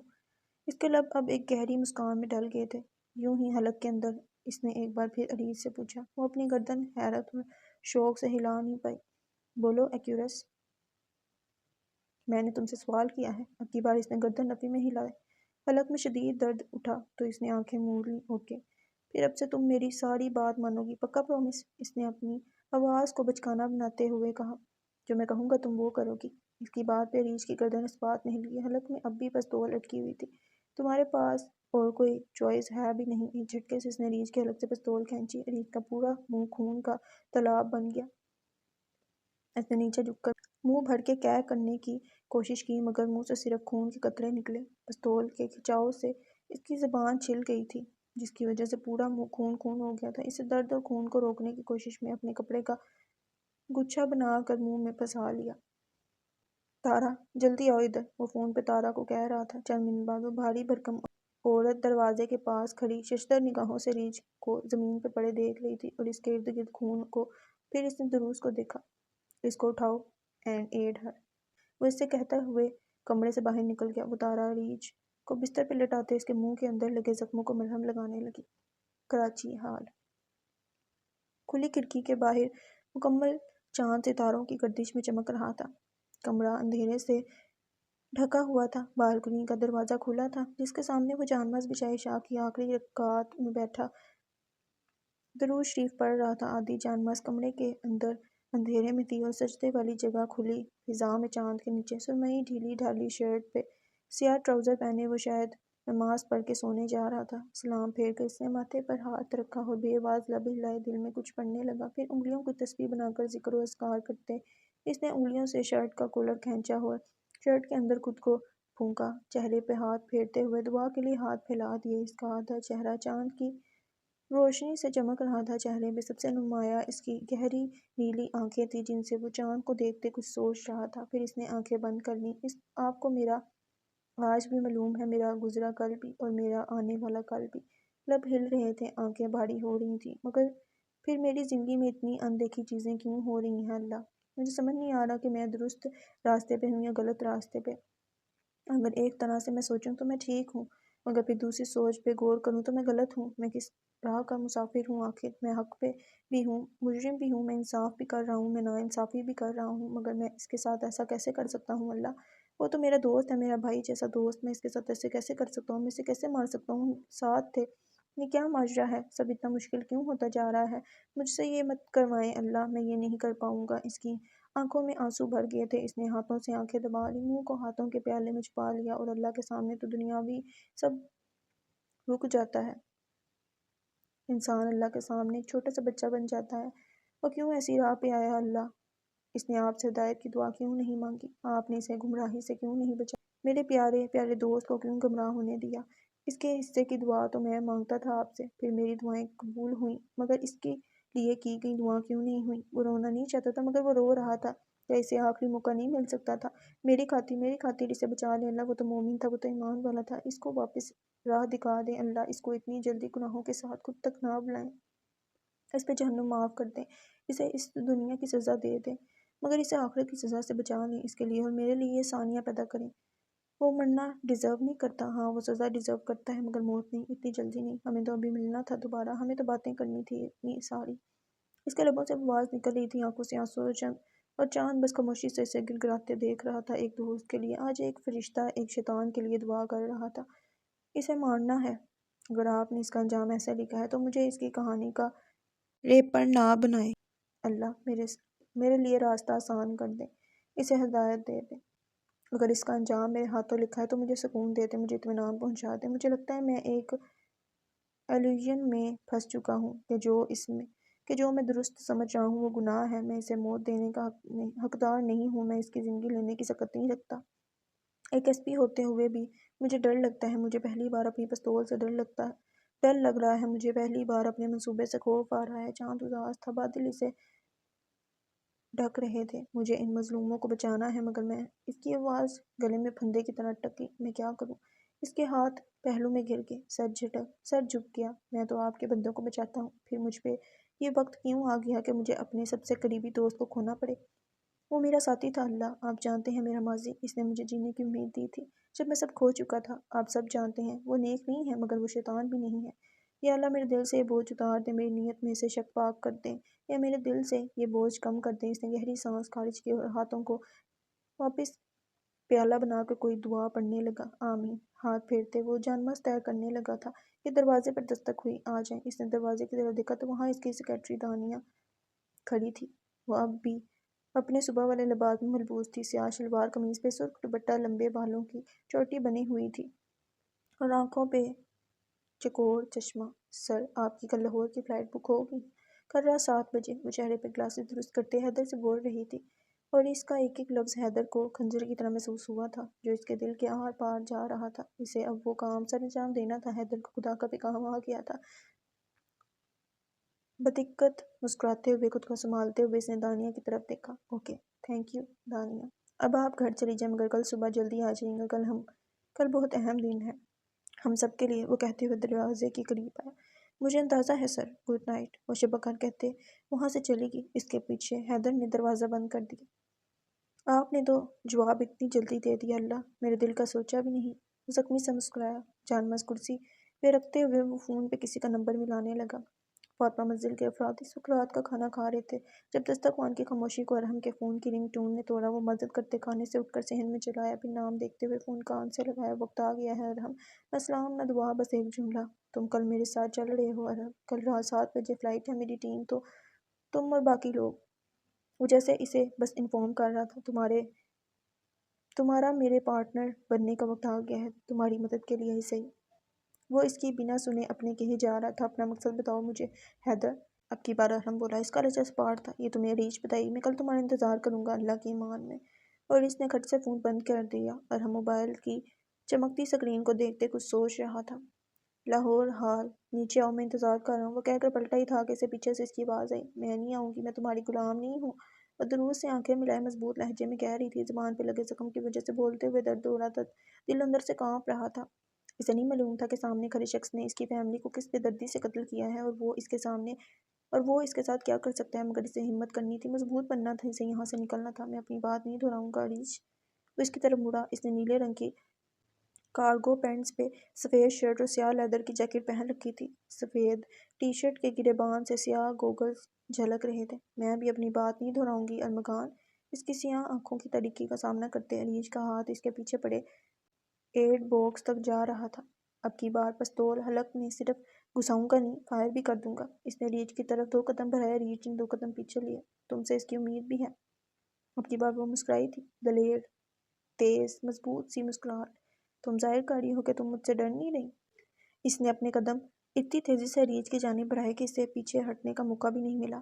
وہ اس کے عین مقابل کھڑا تھا۔ اس پہ جھکتے ہوئے اس نے ایک ہاتھ دیوار پہ رکھا کہ عریج اس کے اظہار کے پنجرے میں قید ہوگی، اور پھر دوسرے ہاتھ سے چٹکی بجائی۔ یہ دیکھو، مسکراہٹ ختم۔ عریج کی پشت دیوار سے ٹکی تھی۔ نہیں، ابھی نہیں، اسے اتنی جلدی ہار نہیں ماننی تھی۔ اچھا چلو ایک ٹیسٹ کرتے ہیں۔ وہ اس پر جھکا، دھیمی آواز میں کہہ رہا تھا۔ اس کا ہر ایک لفظ عریج کے اعصاب پر طاری ہو رہا تھا۔ ان کے درمیان بس سانسوں کا خلل باقی تھا۔ دروس نے ہاتھ لیدر جیکٹ کے نیچے گھسایا اور بیلٹ پہ لگے گن ہولڈر سے پستول نکالی۔ پھر اسے ماتھے تھامتے ہوئے اس نے پستول لوڈ کی۔ ایک جھٹکے سے اس نے عریج کا پہلو میں گرا ہاتھ تھاما اور اس کے ہاتھ پہ پستول رکھتے اس کا رخ اپنے سینے کی طرف کر لیا۔ بالکل دل کی جگہ پہ پستول سینے پہ دب چکی تھی، اور عریج آنکھیں جھکائے اپنے ہاتھ میں پکڑی پستول دیکھ رہی تھی، اور وہ اسے، لو چلاؤ، پوری 4 گولیاں ہیں اس میں، ان سے کم از کم دل تو چھلنی ہو ہی جائے گا۔ گو آن ٹرائی، وہ مسکراتے ہوئے اس کی سانسوں کے درمیان کہہ رہا تھا، اور دیوار سے ٹیک لگائے عریج کا پورا وجود سن ہو رہا تھا۔ آنکھیں درد سے آنسو بہا رہی تھیں۔ اس کے پاس موقع تھا، وہ یہ کر سکتی تھی، اس کے پاس چانس تھا، بدلے کا، انتقام کا، انصاف کا، جیت کا۔ اس نے ٹریگر دبانا چاہا، اور اس کا اور نہ جانے کتنے لوگوں کا حساب مکمل ہو جانا تھا۔ بس ایک دفعہ کی بات تھی، بس تھوڑا سا اور حوصلہ چاہیے تھا۔ وہ قتل نہیں کر رہی تھی، وہ انصاف لے رہی تھی، وہ یہ کر سکتی تھی۔ اس نے پستول پہ انگلیاں مضبوط کی، وہ سامنے کا شخص کی منحوس ہنسی سن سکتی تھی۔ اس نے کانپتے ہاتھوں سے ٹریگر کی طرف انگلیاں بڑھائیں۔ بس ایک فائر، بس ایک جھلک۔ اس کی اذیت کا حساب، اس کے زخموں کا حساب۔ عریج کا پورا جسم پسینے میں نہا گیا تھا، پستول ہاتھ سے چھوٹ رہی تھی۔ تم، اس کے لب کھلے مگر جملہ ترتیب نہ دے پائے۔ میں تم نہیں ہوں، میں انسان ہوں، تم حیوان ہو۔ تمہارے پاس دل نہیں ہے، میرے پاس ہے۔ میں عریج ہوں، میں مومن ہوں، تم ارمغان ہو جس کا کوئی خدا نہیں ہے۔ تم نہ مومن ہو، نہ تمہارے پاس ایمان ہے، تم ابلیس کی اولاد۔ شٹ اپ، وہ پہلی بار اس پہ چیخا تھا، وہ پہلی بار اتنی بلند آواز میں چلایا تھا جیسے آگ پہ پانی ڈال دیا گیا ہو، جیسے آگ میں کچھ جھلس رہا ہو۔ عریج کا پورا جسم کانپ رہا تھا۔ اس کے ہاتھ سے پستول چھوٹ گئی۔ ہاں، نہیں ہے میرے پاس دل، کیونکہ میں لوزر نہیں ہوں۔ I am not that idiot جس نے تم سے محبت کی تھی، عریج نے لرزتی آواز میں کہا تھا۔ کیا یہ وہی ارمغان تھا جس نے اس سے محبت کی تھی؟ کیا یہ وہی ارمغان تھا جس نے اسے ماضی کو دماغ میں دفن کرنے اور موو آن کرنے میں مدد کی تھی؟ اور وہ ارمغان تو مرہم تھا، یہ ارمغان تو زخم ہے۔ اسے ارمغان سے محبت ہوئی تھی یا نہیں، مگر اسے دروس سے نفرت ضرور ہوئی تھی۔ Yes, I am not that loser گالی، مگر تم عریج ہی ہو، وہی Areej, the great Areej Javed Siddiqui, the sweet hopeless romantic بزدل ٹوٹی ہوئی کمزور ٹریش۔ اس کا جملہ، اس جملے کا ایک ایک لفظ عریج کے کان میں کسی پگھلے ہوئے شیشے کی طرح آر پار ہوا تھا۔ اس کا ہر ایک لقب عریج کے دل پر کسی زہریلے تیر کا وار تھا جو اس کے دل کو چکنا چور کر چکے تھے۔ اس کی آنکھیں آنسوؤں کی جلن سے باری ہو رہی تھیں۔ اس نے اپنے ہاتھ پھر سے پیچھے ٹیبل تک لائے اور کچھ تلاش کیا۔ پہلے اس کے ہاتھ نرم روئی پر لگے، پھر کسی دوائی پہ، پھر کسی ڈبے پہ، اور پھر اس نے نوکیلی کینچی پہ اپنی گرفت مضبوط کی، اور پھر ایک جھٹکے سے اس نے اپنی آنکھیں کھولی۔ اگلے ہی لمحے اس نے اپنے سامنے کھڑے شخص پہ وار کیا تھا۔ ٹو بیڈ، دروس نے ہوا میں ہی عروج کا ہاتھ مضبوطی سے تھاما۔ ننھی سی کینچی ہوا میں ہی ادوار رہ گئی تھی۔ پھر اس نے دوسرے ہاتھ سے عریج کی انگلیوں میں پھنسی کینچی چھینی اور اپنی جیب میں ڈال لی۔ عریج نے بے دم ہوتے ہوئے اپنی پشت دیوار سے ٹکرائی۔ ایک زوردار جھٹکے سے اس نے اپنے ہاتھ دروس کی گرفت سے چھڑوایا، اور پھر دونوں ہاتھوں کو اس کی مضبوط سینے پر جماتے ہوئے اس کو جان لگاتے ہوئے دوسری طرف دھکا دیا اور خود کو اس کے اظہار سے آزاد کروایا۔ وہ 2 قدم پیچھے ہوا تھا۔ کمینے، پل بھر کی خاموشی کے بعد وہ چیخی تھی، دونوں ہاتھ بالوں میں پھنساتے اپنے درد سے پھٹتے سر کو قابو کرنا چاہا۔ اس کا پورا چہرہ لال ہو گیا تھا، آنسوؤں کے تار در قطار بہہ رہے تھے۔ جانور، وہ ایک بار پھر بآواز بلند دھاڑی تھی۔ اسے زبان پہ کچھ کڑوا سا ذائقہ محسوس ہوا تھا۔ زخم خراب ہونے کے باعث اس سے خون رس رہا تھا۔ وہ بال نوچتے ہوئے کسی پاگل کی طرح اپنے پیر زمین پر مار رہی تھی، پھر دیوار کا سہارا لیتے ہوئے بیٹھتی چلی گئی۔ مجھے واپس لے جاؤ پلیز، مجھے میرے گھر لے جاؤ۔ اس نے اب دونوں ہاتھوں کو بالوں سے نکالتے ہوئے ہاتھ جوڑے۔ اس کا جسم دیوار سے ٹیک لگا کر اب زمین کو چھو رہا تھا۔ مجھے اور تکلیف مت دو، مجھے میرے گھر لے جاؤ ارمغان۔ اس کا جسم زمین پر لیٹ چکا تھا، منہ سے خون نکل رہا تھا، مگر ہاتھ اب بھی ویسے ہی معافی میں جڑے ہوئے تھے۔ میں نے تمہارا کیا بگاڑا ہے؟ میں نے، اس کے جملے آنسوؤں اور ہچکیوں کی وجہ سے ادھورے رہ جا رہے تھے۔ 2 قدم دور کھڑا دروس آنکھیں جھکائے اسے دیکھ رہا تھا، اور دیکھ رہا تھا، اور دیکھ رہا تھا۔ اس نے ایسا ری ایکشن اپنے وہم و گمان میں بھی نہیں سوچا تھا۔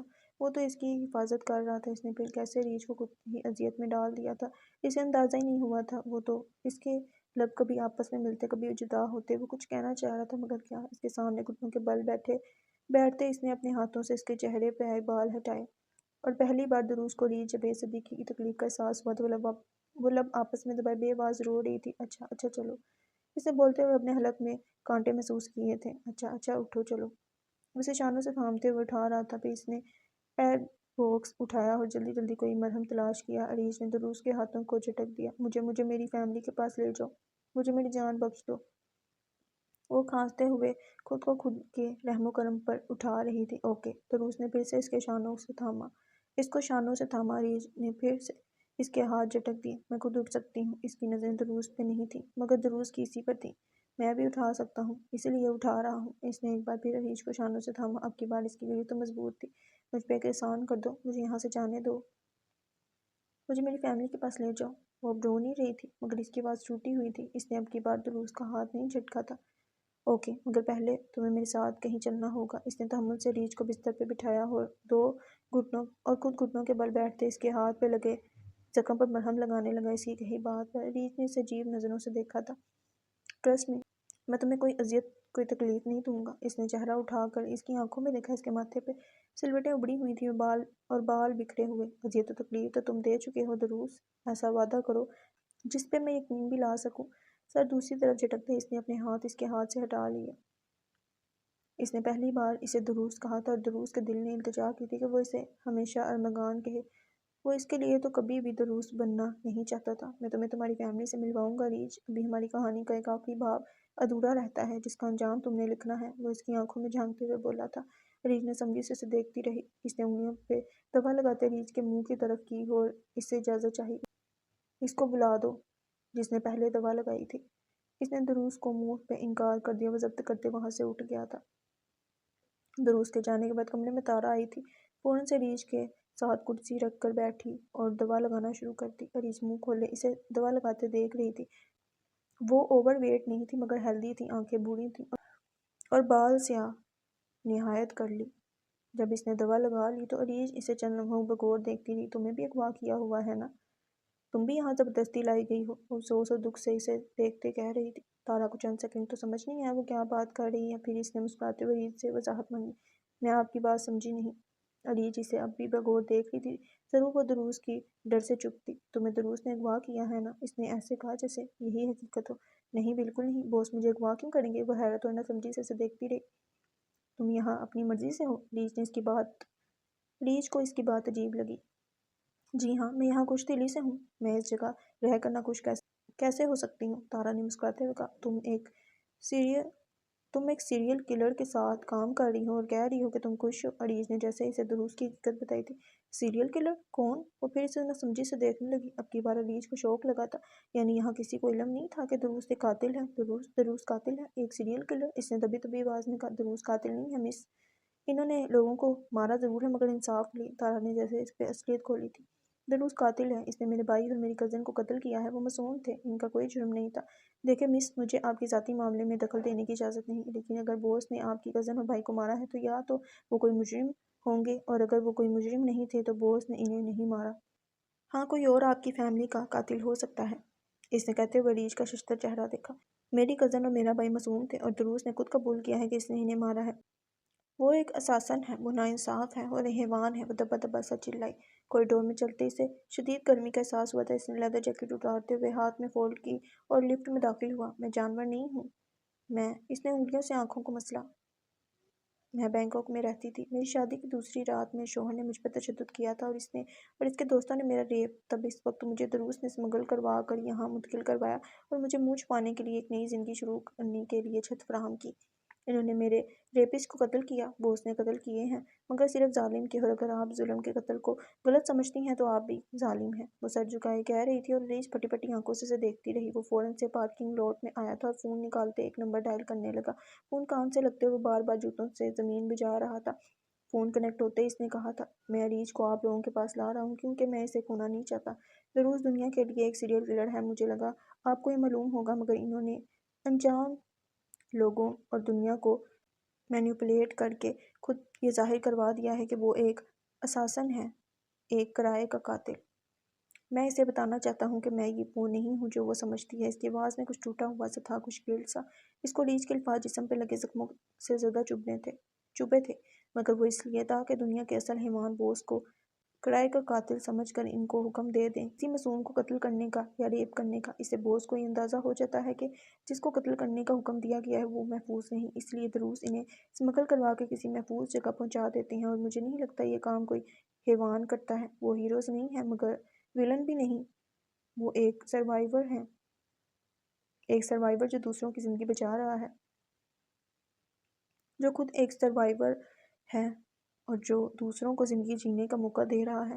ریچھ کو لگا تھا اس کا دماغ اب پھٹ جائے گا، مگر تارا بولتی رہی، مجھے نہیں معلوم کہ وہ آپ لوگوں سے ملنے اور آپ لوگوں کو دیکھنے کی سکت رکھتی ہے یا نہیں، مگر وہ اسے اب کھو نہیں سکتا۔ جب میں اس کے اتنا نزدیک ہوں، میں اسے اب کھو نہیں سکتا۔ اس نے آنکھیں بند کر لی تھیں۔ اگر آپ کہہ رہی ہیں کہ آپ کی کزن اور آپ کے بھائی معصوم تھے اور دروس نے ان کا قتل کیا ہے، تو مجھے لگتا ہے کہ آپ کی کزن اور آپ کا بھائی کسی حیوان کی پہنچ کے قریب تھے اور محفوظ نہیں تھے۔ آپ کی فیملی شاید اب بھی زندہ ہو، آپ کی کزن اور بھائی مرے نہ ہوں، شاید وہ وکٹم ہو اور آپ کو اندازہ نہ ہو، شاید ان کے پیچھے کوئی حیوان ہو جو ان کو مروانا چاہتا ہو۔ آپ بھی اسمگل ہوئی ہیں کراچی سے لاہور، یعنی آپ کے پیچھے بھی کوئی ایسا شخص تھا جو آپ کو مروانا چاہتا تھا اور اس نے ڈارک ویب کے ذریعے آپ کو مارنے کا حکم دروس کو دیا ہو۔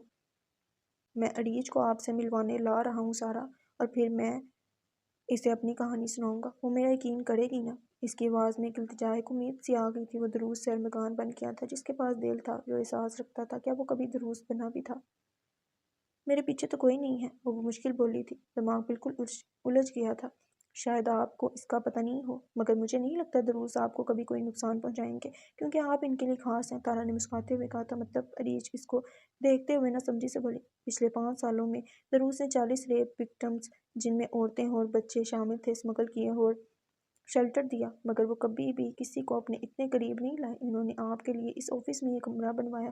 پچھلے 5 سالوں میں انہوں نے کسی کے لیے اتنی مشقت نہیں کی۔ وہ منہ سے نہیں کہتے، مگر آفس میں سب جان چکے ہیں کہ وہ آپ کا یقین ضرور کرے گی۔ ارمغان، دوسری طرف سے کسی نے پھٹی پھٹی آواز میں کہا تھا۔ وہ زخمی سا مسکرایا تھا۔ مگر شاید نہ کرے، میں نے اسے تکلیف دی ہے، وہ مجھے قبول نہیں کرے گی، کیونکہ کیریج نے اس کی بات کاٹی تھی۔ اس کی حیرانی پہ وہ کھل کر مسکرائی تھی کہ وہ آپ کو پسند کرتے ہیں مس۔ میں اس کو پسند کرتا ہوں، مگر وہ مجھے پسند نہیں کرتی۔ اس کی آواز میں ایک خراش سی آئی تھی، ایک زخم تھا اس کی آواز میں جس کا کوئی مرہم نہیں تھا۔ ہو نہیں سکتا، اریج نے سوچا تھا۔ اسے سمجھ نہیں آ رہا تھا کہ وہ کیا بولے، کیا ری ایکٹ کرے۔ اس نے تارا کا ہاتھ تھاما تھا۔ مجھے آپ کے لیے افسوس ہو رہا ہے، آئی ایم سوری کہ آپ کو ایک ٹاکسک ریلیشن شپ میں رہنا پڑا۔ آپ یہ ڈیزرو نہیں کرتی تھی۔ اس نے تارا کی آنکھوں میں دیکھا تھا، ان میں نمی جھلک رہی تھی۔ کوئی بھی شخص چاہے کتنا بھی اچھا ہو، کتنا بھی برا، وہ ریپ ڈیزرو نہیں کرتا مس۔ اس نے اریج کا ہاتھ اور مضبوطی سے تھاما تھا۔ ان چند لمحوں میں تارا کی چند باتوں نے اریج کا دل پلٹنا شروع کر دیا تھا۔ اسے ارمغان سے محبت ہوئی تھی یا نہیں، اسے دروس سے نفرت کم ہونے لگی تھی، مگر اب بھی چند سوالات تھے جن کا جواب اسے ارمغان سے پوچھنا تھا۔